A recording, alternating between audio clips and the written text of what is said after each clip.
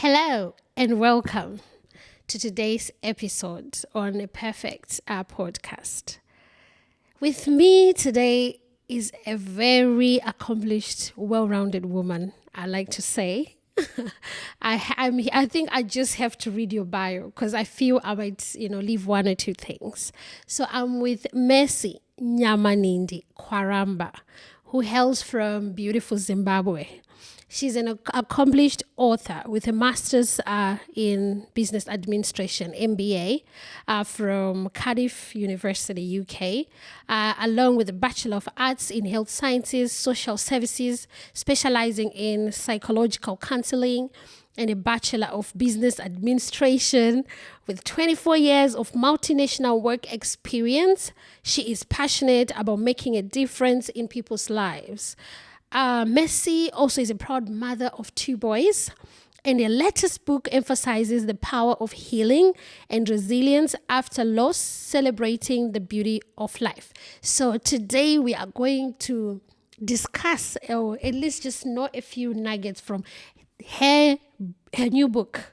So she just launched this book called Mothers of Angels. So, ladies and gentlemen, help me welcome Mercy to our show. So, welcome to the show. How are you? I'm good. Thank you, Perfect, for inviting me today to come and share my story with you. Amazing. I hope I really did a just introduction. You did well. You did well. Is there anything that maybe Thank you you. want to add to the introduction? Did I miss anything? I think you've covered everything. Right. Yes. All right. Amazing. So I think we are just going to literally dive straight into the conversation. I literally had, an opportunity to read your book. And I'm not going to share so much from the book because I want everyone to get a copy and really read and understand your emotions. So, can you tell us about your book, Mothers of Angels, and what inspired you to write the book? Thank you.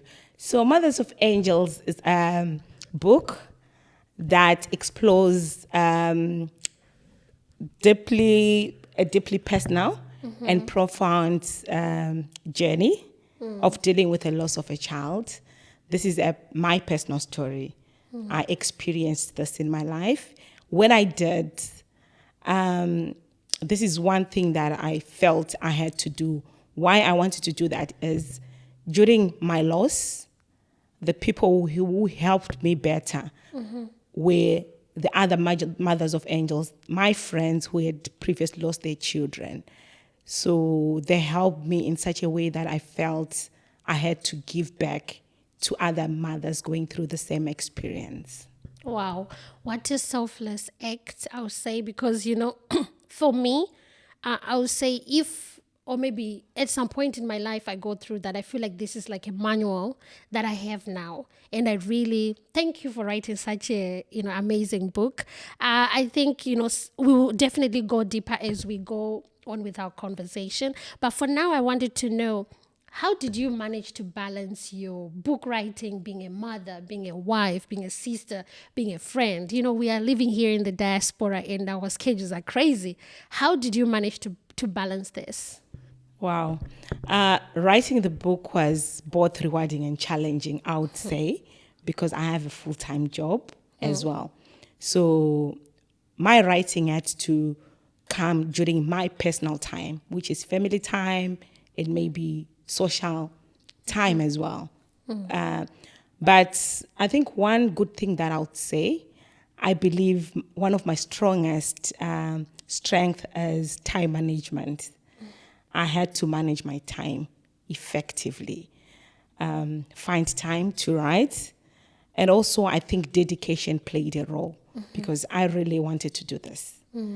Because I wanted to do it, I had to find time, which means I had to sacrifice my personal time to be able to put this in writing. Wow.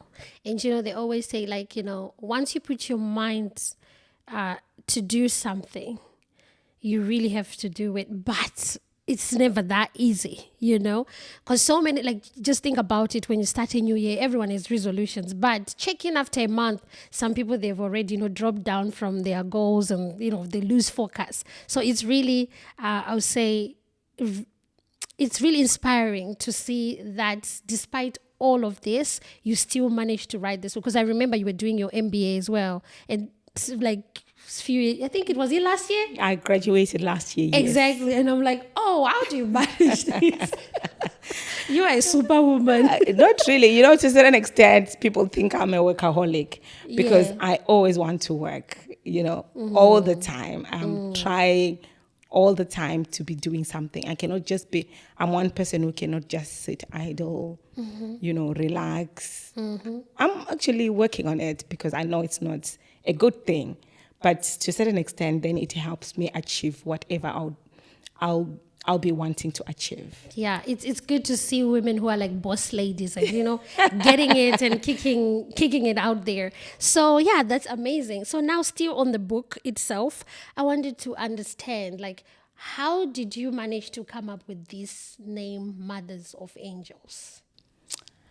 Mothers of Angels, for me, it's significant in the sense that the way I say it, when you talk about the name Mothers of Angels, it resembles purity, it resembles love, it resembles maybe someone, like a connection between a mother and someone who's no longer there, who's gone.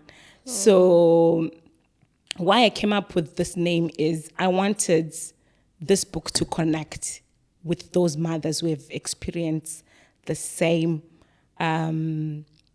trauma in life. Because at the end of the day, people think once you've had your child, a baby, they're gone, that's it. Life moves on. It's like it has never happened. But one thing that I've learned is once you've created that bond with your child from conception, you cannot just forget about it. Yeah, it's something that you live with the rest of your days in life. You always remember, on this day I gave birth to this child, on this day they died. And maybe now they could have been, a certain Exactly. age. Yes. Yeah. So I wanted to connect with the readers. Yeah. For me, not to get, emotional already into this conversation, but yeah, like, I really felt every pinch of your emotions, every pinch of your feelings in this book, especially even from, like, just expecting the baby, the pregnancy, and, the loss. So yeah, like I said, we don't want to spill so much tea on that. But yes, still, I wanted to understand. Yes, you've told us this beautiful message behind the name itself. But then, how would you describe the central message, like, just in overall, from page 1 to the last page? What should people expect from that? Like, in a summary, what can you say about the book? So I would say the book takes you on a journey, on my journey, what I've been through, from the pregnancy to the delivery to the loss. And as we go forward, I kind of relate that to the healing process. So at the end of the day, the book, it's not just about explaining the loss. It's also trying to tell someone that there is hope, You can go through this experience, come out stronger, So it's all about resilience, giving hope as well to a mother who's going through the same experience. Actually, what I can say is it's not just for mothers who have lost like a baby, because what I've observed is loss at the end of the day. Yes. Whether you've lost a baby, you've lost a parent, you've lost a sibling, you have lost a loved one. Because what I experienced when I lost my child is almost exactly the same experience I had when I lost my brother. Yeah. Because I lost my brother who comes after me. So whatever tips and things that I put in the book relate to all losses, because at the end of the day, grieving process is the same for anyone who loses a loved one. Yeah, but I had to emphasize on babies. Why? Because I realized when people go through this experience, people expect life to be normal for them.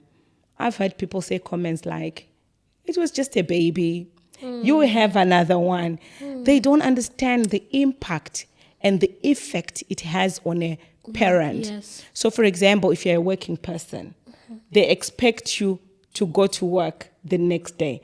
Remember, when you're expecting, you are entitled to maternity leave, right? Yes. So once they know you've lost your child, they're expecting you to be back at work the next week.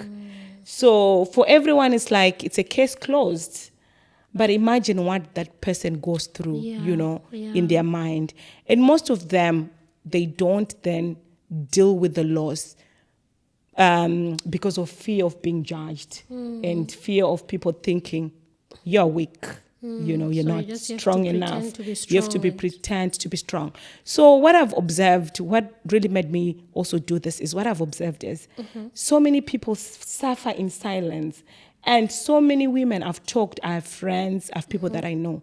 You talk to them 9 years later, when they talk about the story, they cry because they did not go through the grieving process. Absolutely. Which is something that is very important. I also even have like some people that I know who have even had like miscarriages or stillbirth. Yes. Even up to date, so many years later, when they talk about it, it's like, it just happened. So I see what you're saying, that it's important for people to to really go through the grieving process, and for people to have people around them who really support them. But I think I'll get to the support part later on in the questions. I think you've touched a very important point about miscarriage. In my book, I have a chapter on miscarriage where I emphasize that miscarriage is loss. Yes. Because when I started this, I started doing like audios. And then I realized a lot of people came to me that I knew already, but I didn't know they'd gone through miscarriage. That's the worst.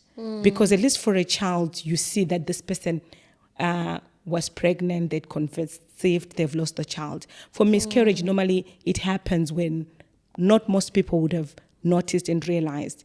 That's also a very painful experience, because once someone conceives, there's expectation. You're already expecting your child. You know that you're going to give birth at such and such a date. So already there's a bond that's being created between a mother and a child. And for them to just, for it to happen, it takes a toll on someone who would have lost a child. So all these people, they also need our support. Absolutely. Yeah. Yes. Yeah. Because, I feel like being a woman is really tough. I'm not being, but I just feel it's very tough, because even the journey of not even, of trying to even conceive on its own, that's another, challenge. Others are lucky. It just happens. Then you carry a baby. True. You are now excited. And then maybe you have a miscarriage. Maybe you have a stillbirth. And then, or maybe lose them. It's just a tough journey. And I always feel the woman feels it more than anyone else. The mother feels it more than anyone else. Ooh, yeah. True, I agree. That's a tough one. So now moving on into the questions. I think you've already shared some insights, but we wanted to hear how your writing process was like. How was your writing process? Did you just wake up and say, I'm going to write a book? Like, what happened for you to say, I want to write a book? At what point? And we want to know your writing process. Okay. Yes. Okay, so I'll start from the beginning. What happened is, like I said, when I lost my child, my background is, at some point in my life, I have a bachelor's in psychological counseling, majoring in psychological counseling. So for 1 year, I worked as a volunteer at one of the Annex Hospital back in Zimbabwe. So somehow I had an idea of how to deal with things in life. Okay. Like, when it comes to situations and things like that. So when I lost my child, I know sometimes society tried to define how one should grieve Yes. or do things. But what I did was, because I knew I had to let out what I was feeling. So initially I created a group. I invited all my friends who had lost their babies before. I called it Mothers of Angels. The name just came from my head when I lost my child. And then what I would do is every single day, I would write to them what I was feeling on a WhatsApp group. Wow. So they would constantly respond to me, tell me their stories, their journey. And then, sometimes what one needs now from talking to a lot of other women, I've realized they just want to hear assurance that it is going to be fine. Absolutely. And whatever you're feeling is normal. Absolutely. So these ladies played a big part in my healing. And then as I started going with my journey, I then realized, it's not everyone who can have this idea of thinking, I need to come up with a community to help me. Some people suffer in silence. Absolutely. So I started thinking of how can I reach out to other people. I did a YouTube channel where I was recording audios. When I was doing it, I was kind of narrating my story. Yes. For me, I felt it was part of my healing process as well. I had to let those emotions out. Because sometimes that's all you need. You need to let out your feelings. So when I did this book, I wrote it I put a lot of emotions into it. This is why I made it so simple. I didn't want to complicate a lot of things. I didn't want to put a lot of jargon because I wanted the readers to relate with my story. Yeah. So it's like a personal journey for me. I had to do it my way. I know, when sometimes you're working on a project, people will come up with different viewpoints, maybe if you do it this way. But I felt within me that I had to do it my way. And trust me, what I am so happy about is when I finished it, I felt like I've let out a huge, burden over my shoulders. Wow. I believe it was part of my healing process. Wow. Yes. Wow. And this is like, years later. Yes. So this is, I still feel like, in terms of grief, I feel like it's not about saying that time heals all wounds, but you just have to, it's something that you live with, but maybe try to just navigate through those emotions literally for the rest of your life. Because whether the person was, older or, they were newly born or they were not even born, they leave that scar, permanent scar or permanent mark in your life. So it's all about how you navigate through those emotions. Wow. Whew. Yeah, thank you so much for being brave, honestly, for sharing such, because I feel like it's a topic that people don't really want to share. True. Because sometimes, I agree. people or women, they might blame themselves for something that is not even, in their control. True. They're like, maybe I might not woman enough. What did I do? What wrong did I do? I could have done something better, I agree. Yeah, so moving on, I think now we want to move to, we have already spoken about how you conveyed your emotions effectively in the book. Now we want to understand how you think the readers, especially those who have lost maybe a loved one or their children, born or not born, how should they connect to your story? Like, what are they going to benefit if they get this book? Okay. Yeah. So I think what they'll benefit is, for me, the most important thing is connection. You need to connect with someone to say, because when these things happen to you, like you said, you feel maybe there's something wrong with me. And sometimes you feel you are alone. I had this feeling where you feel I'm alone, you feel shattered, But having someone talk to you who have been through that same experience, it gives you assurance that whatever you're going through, it's not something new. It's not something that has not happened to other women. And for me, the most important thing is to realize that life you move on. You'll still be happy. Because when it happened to me, I remember those days, I felt like I would never laugh again. I would never smile. And I remember the first days, I would not make myself happy because I was feeling guilty that if I'm happy, it's like, like you're not, exactly grieving the right And way. I also saw there's a point you said, even when your friends were trying to, make jokes to make you laugh, Exactly. it irritated you. Yes, because I didn't see any point in doing that. So for me, the connection is the first thing. And also, they can connect to my story and their story. And also for me, it's about letting them know that whatever you're feeling is normal. Because people have a tendency of judging people. Like, right now, by the way, what has happened to me, what really triggered this idea of writing a book is, for some reasons, what happened is when this happened to me, people now refer their friends, their relatives. Sometimes when they go through this same experience, they'll be like, oh, I have my sister, they went through this same experience. Can you talk to them because they're failing to cope? And one thing that stand out every time I've talked to these people is they always then say to me when I talk to them, thank you so much. Okay, so moving on, I wanted to ask, what impact do you hope Mothers of Angels will have on raising awareness about grief and supporting those who have experienced similar loss or those around them? So writing Mothers of Angels was an intensively emotional journey.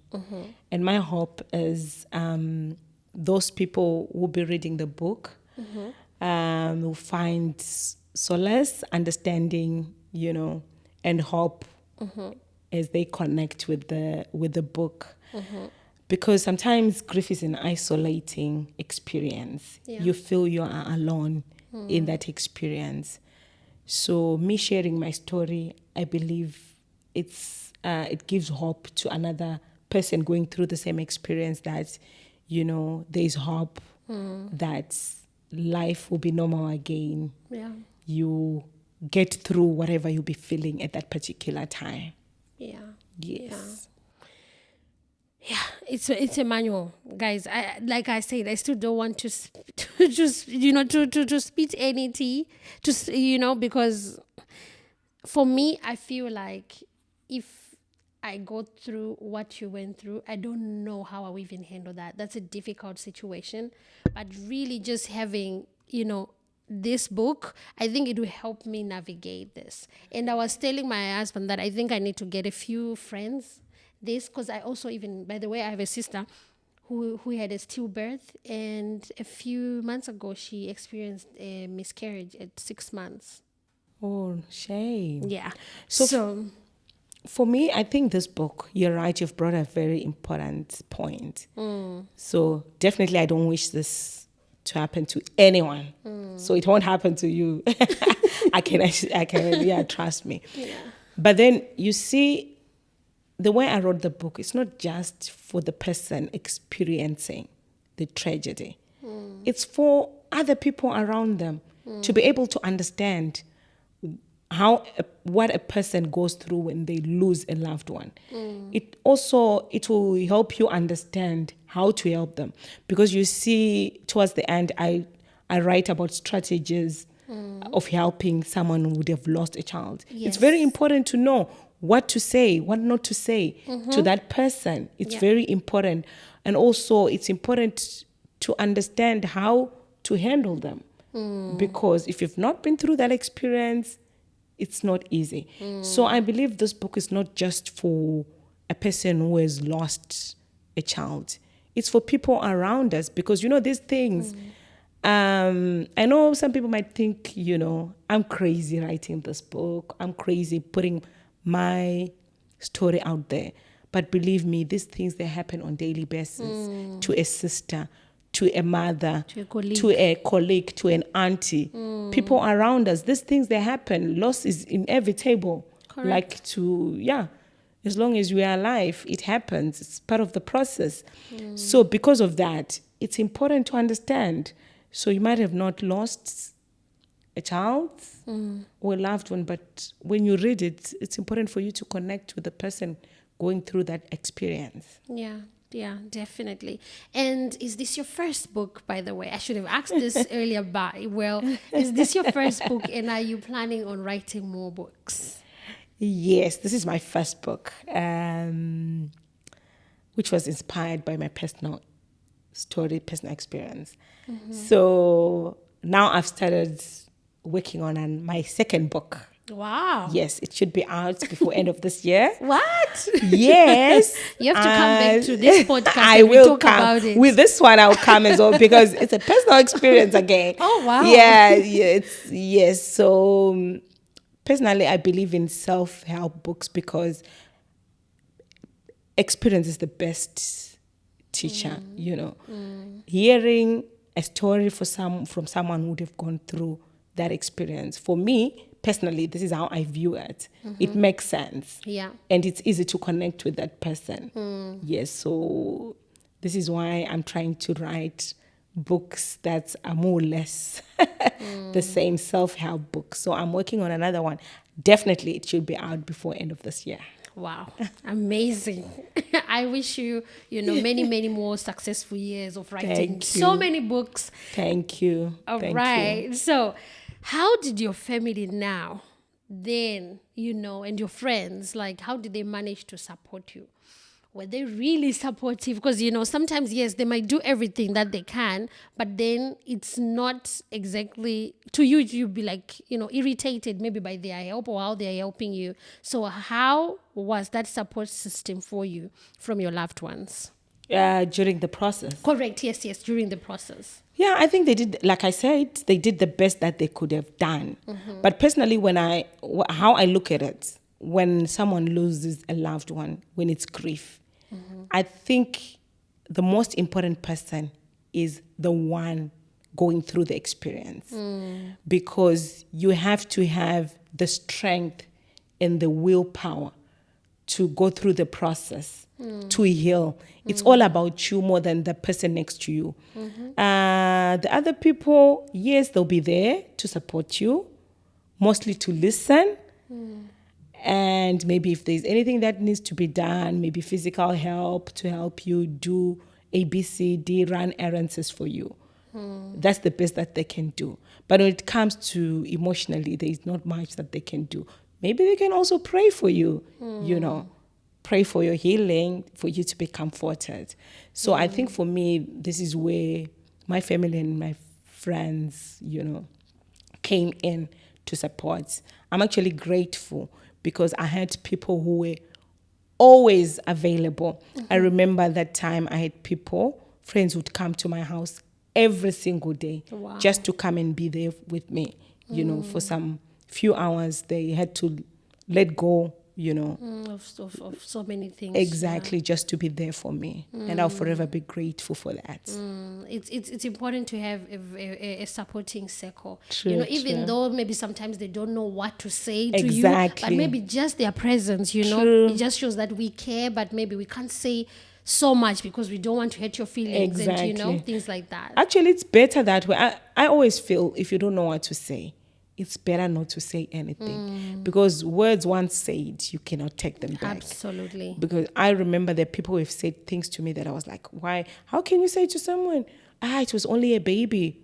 You have another one.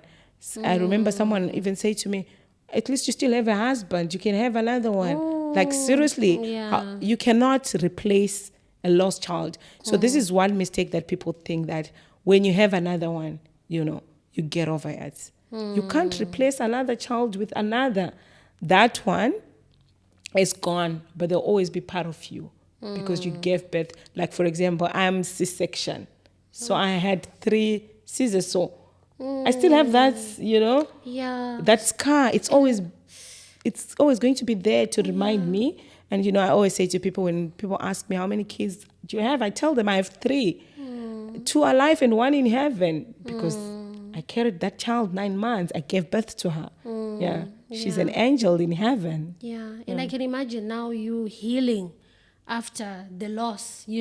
There's one thing with healing when you're seeing the baby, and now there's another thing now, the difficult part of healing, and there's no baby. True. The baby's gone. Maybe you have milk, your breasts are engorged, and your scar is still healing. And guess what? That's when I realized in my life that emotional pain supersedes physical pain. Because when my daughter died, it was 5 days after delivery. So we had like a complication on the 4th day. I was feeling the physical pain.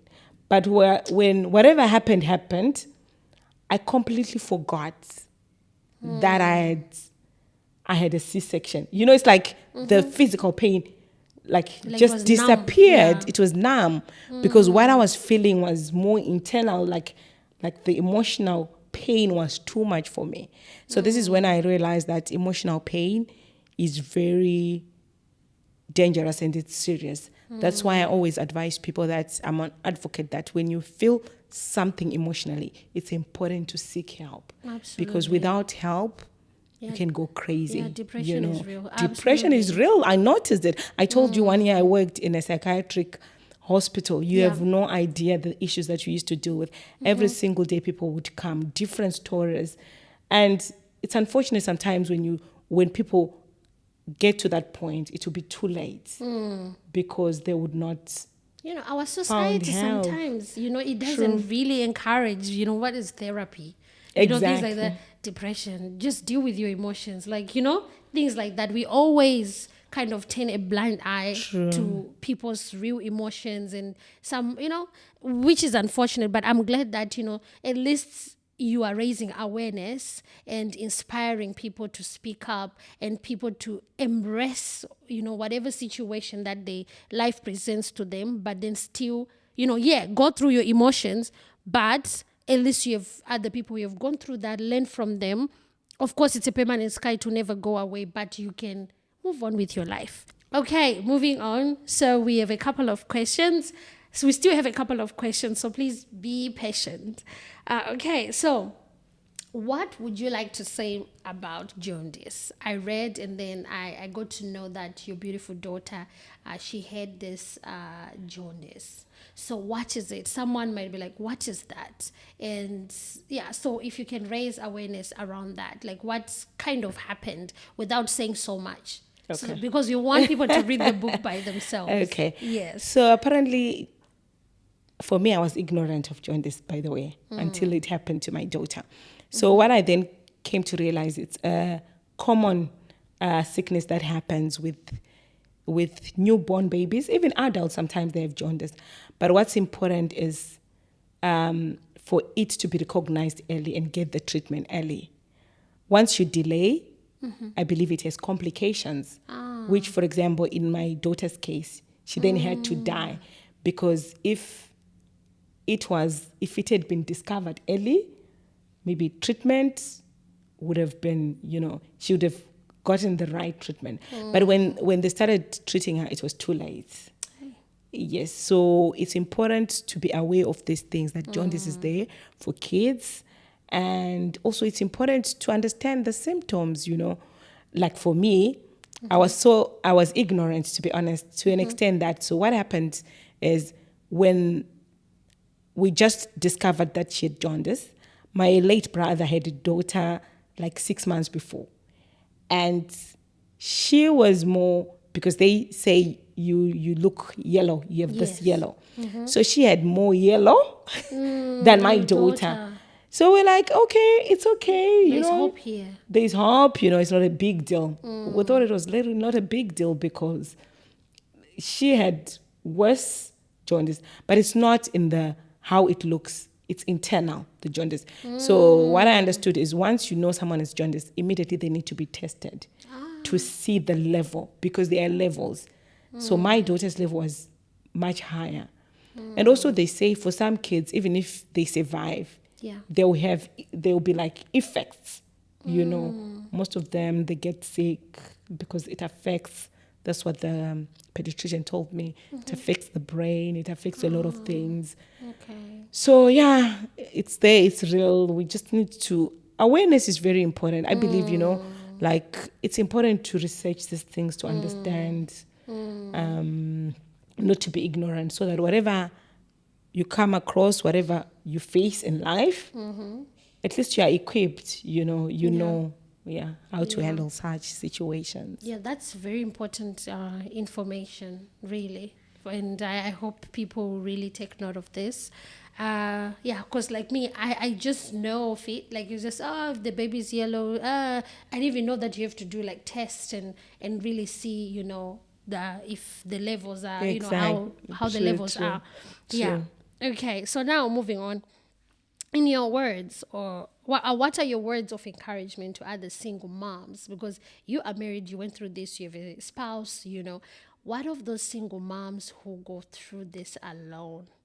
Or what are your words of encouragement? Yeah, even also for to married women. What are your words of encouragement? Or even to the fathers as well. I feel like we can focus on the women, but I feel like the father is also excited. Like, oh, I'm expecting my baby, and then the baby's here and the baby goes. Maybe, and you know how our society does. Like, many have to suck up their emotions and not. What are your words of encouragement to people like that? So my encouragement would be, it's very important to seek help. It's important to talk to someone. When you go through loss, the best medication is speaking to someone. Find someone that you trust, that you tell your feelings, how you be feeling. Because what you need is someone to listen to you. Yeah. To hear what you're going through. So always try to find help. And also there are communities where people help. Because I always believe, you have to have the right person to help you. Yeah. I was giving an example earlier that now I have friends. I have people who say, oh, Messi, I have my friend, I have my relative. She lost. I don't even know what to say to her. She's broken. Can you talk to them? I've reached out to people that I don't even know. Wow. Like, I have no idea who they are. They just WhatsApp me, I had you help. Can you help me? I start talking to them. And then, by talking to them, they'll tell me, oh, I feel better. Because they want validation of their feelings. They want someone to validate that what they're feeling is okay and it's normal. So that's all they need, that validation and a listening ear. So don't be afraid, reach out. And also, I just want to assure them that whatever they'll be going through, it will surely come to pass. There's a time. I'm not saying they'll forget. I'm not saying, you never remember. You always remember.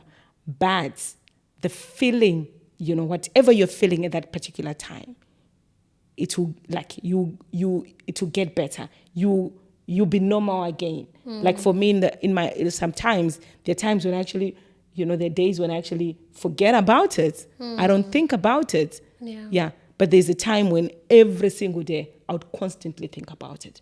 So it's just a phase. There's hope. You just need to continue being strong and also go through the process, allow the healing process, go through the grieving stages.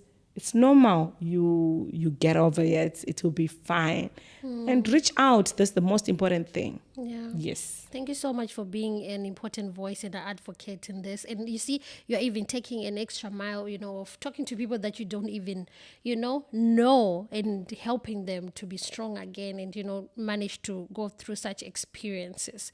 So on that note, I wanted to ask now, yes, what else can society do? Because I feel like the main problem sometimes comes from the society. Society can say so many things. So what can us as a society do to support people who have gone through grief or loss? I would say, personally, my comment is, sometimes if you don't understand anything, it's important to ask so that you understand. In most cases, people are judgmental. They judge. Yeah. But you've never been through that experience. Yeah. So I always think if someone has not been through a certain experience, don't judge. Don't say anything that you're not sure of. Educate yourself. I think education is very important. This is why I decided to write that book, to educate people. And also, society should know that it's okay. Don't stigmatize people because they have gone through certain circumstances.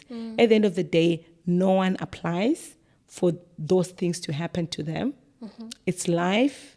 We believe, I'm also a Christian, we believe it's God, At the end of the day, it's God who gives, it's God who takes, Believe a child is a gift from God. So he chooses when he wants to give you that gift or when to take it.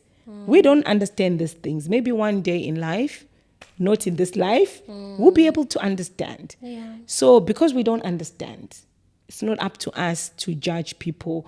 I've heard people telling me that they've gone to an extent where people think, oh, I think this lady that I was talking to recently, she told me, people were saying, maybe there's something that you've done wrong. This is why this is happening to you. Good things happen, like bad things even happen to good people. Yeah. Just because something bad has happened, it doesn't mean that person is bad. So, it's important to listen and to be sensitive. You're right. You've said the right word. Be sensitive to other people. Because I'm sure even when I'm writing these people, there are people who are thinking, this person is crazy. Why is she talking about these things? But because I've walked the journey, I know it might not make sense to one or two people, but I'm sure it's making sense to one person. Yes. And for me, that one person makes a difference. Absolutely. So that's what I think. Yeah, that's absolutely we should do. Right. Yeah. So now, what impact do you hope Mothers of Angels will have on raising awareness about grief and supporting those who have experienced similar loss? But I think you have already answered this question. Yes. Okay. And then, how can readers share their reviews about this book, and how important are these responses to you as an author? I'm sure you've launched it a few weeks ago. So have you been receiving reviews, and how has it been like for you? Yeah, so for me, I always think feedback is good. Whether negative or positive. Yes. Feedback is very important. So getting feedback from people is something that I'll be very grateful, because then at least you know that someone has taken their time to read and understand my story. Yes. And also if people feel maybe this, because I'm also writing another book, right? Yes. So whatever, even negative feedback, it will help me in my next book to know, okay, maybe I shouldn't include this. But like I said, this book is more, I wrote it with emotions, So it's my journey, it's my story. This is why I felt I had to write it in that particular way. So yes, I'll still accept feedback. Feedback is good, because then at least people are taking their time to read. I was happy when you were giving me even certain things about chapters, pages. Yes. I'm grateful that at least someone has taken their time to read my story. It's a masterpiece, I would say. Oh, really? Yes. Thank you so much. Yeah. So how do you envision, leveraging social media? Are we what are you doing on social media, or where can people find you so that maybe they can, see what you're all about? Because sometimes, yes, people are interested in the book, but they also want just to connect with you on social media, and maybe they want to do collaborations with you on the book, or maybe they might want to organize a book tour. So where can we find you? Good one. So yes, now recently I've started to be very active on Instagram and Facebook. Like these days, every day I share daily quotes from the book, inspired by the book. Okay. So Instagram, and I'm using my name. I had to, because I felt this is authentic. This is me, I wanted to bring out this authenticity about my book. Yes. So I didn't want to hide, to be because I know sometimes people don't want to go out there. And also because for me, I felt it takes a lot of courage to go out there and share your story to everyone. There are times, even for myself, I'm I ask myself, is this real? I'm sharing every process with everyone. But anyway, so what? That is life, Yeah. So yes, Instagram, Facebook, and now we've done this podcast. Yes. Yeah, I'll try my best. The thing is also time is limited. I work. What I've always said is I've learned, I'll not take my work time for my personal things. My father taught me well when I was growing up. He taught me, to be a person of integrity. Yes. So a principled person. When it's work time, it's work time. Then when it's your own time, you do whatever you want to do with it. Yeah. So because of that, because my time is limited, so you'll see that I cannot do so much, Step by step. Step by step. I'll do long-term goals. I want to go out there Yes. and say my story Absolutely. to the world. Yes, and I Yes. can't wait to see you on like big platforms where you speak to empower especially women. I'm excited about this new journey of you Thank being you. an author. So, in what ways do you hope your book will continue to make impact in the long term, in the long run? I think because this is a journey, right? It's a journey. Every journey starts with one step. So I believe I've done one step to raise awareness to people. With time, people recognize, when they read my book, they'll realize these things are real. And as they are real, they'll provide the necessary support required to people going through it.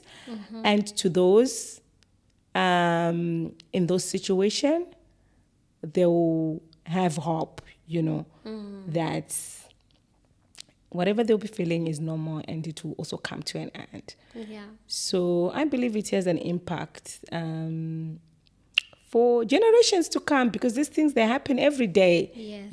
Yes. Yeah. And it's also a beautiful way of keeping, memory of your Exactly. baby girl, True. So I think maybe you never know, we might also start having other women writing their experiences, you know what I mean? Because you are like a voice for the voiceless. Yeah. So some people be like, this is a taboo to talk about. But Exactly. now I think I can actually do something. I've been empowered by this book, So as much as, yes, it's the story, but maybe it's the life after the story, that might even empower someone, to write the book. Yeah, it's or good. whatever it is. I encourage people, but you have to have the courage, because it's not easy, sharing your story out there, saying things. Because at the end of the day, one thing that I've learned, even if I've done this, you always find, it's not like it's going to be all roses. I'm sure you face criticism. Yeah. Some people say other things. What do you have to do that and all that? But at the end of the day, one thing that I believe in life is, I believe if I'm doing something right, if I'm convinced it's the right thing to do, no matter what people say, you have to stick to what you believe is right. So whoever wants to share their story, it's good, it's important, because you'll be helping each other. So one thing that I've learned in life is, whatever we go through in life, it either makes us or breaks us. Yeah. So sometimes when it breaks us, it's difficult. You will not recover. But when it builds us, like for me, now I'm helping other people. Yeah. So who knows? Maybe I went through this experience to be able to help another person. Yeah. So one person said to me, you should always see the positive in everything, even in the negative. So for me, when I look back, I would say, okay, I had my angel, but the process, the loss, it helped me help another sister Yes. going through the same experience. Now I can help them. So for me, like, even when I did this book, it's not just about the fame or anything. Like, you have no idea how I feel when I speak to these ladies. When someone says to me, thank you, you've helped me. You have no idea how I feel when someone says that to me, to know that you have reached out to the person, because the emotions are real. It's a tough journey to walk. Yeah.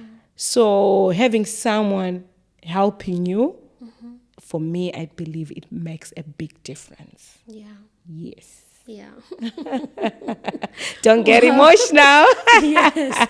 We're almost at the end. Please don't make me cry. I'm still strong.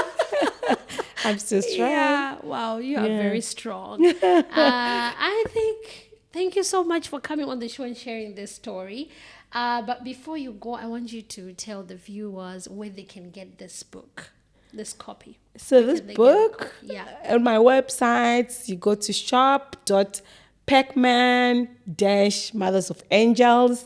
You find the book there. Also, it's now available on Amazon.com. You can order from Amazon. Yeah, that's really great because like Amazon is quite accessible to almost Yes. everyone. And I'm going to leave the links in the description box. So make sure you click there and then you purchase the book and connect And with... also, I forgot, if you're in Yes. Zimbabwe, you can also get from Zim Shop's website. It's called Zim Shops. okay. Yes, So it can be delivered to you. No problem. So I'm going to put all the links in the description box and all the information that you might need, including her social media handles. So if you have your story or you want to, share your emotions or whatever situation you're in, please feel free to reach out to Mercy. She'll be more than happy to assist you. You're really doing a great job here. I want to call it the Lord's work. Oh, you are doing the Lord's work. So thank you so much for coming on the show. Let us know what you think, or if you have anything to say, also mention it in the comment section below. Mercy is going to check out everything there. She also has a YouTube channel. I'll make sure I put all her details in the description box below. On that note, I want to say thank you so much for watching. I don't know if you have anything to say. Thank you for having me here on your podcast.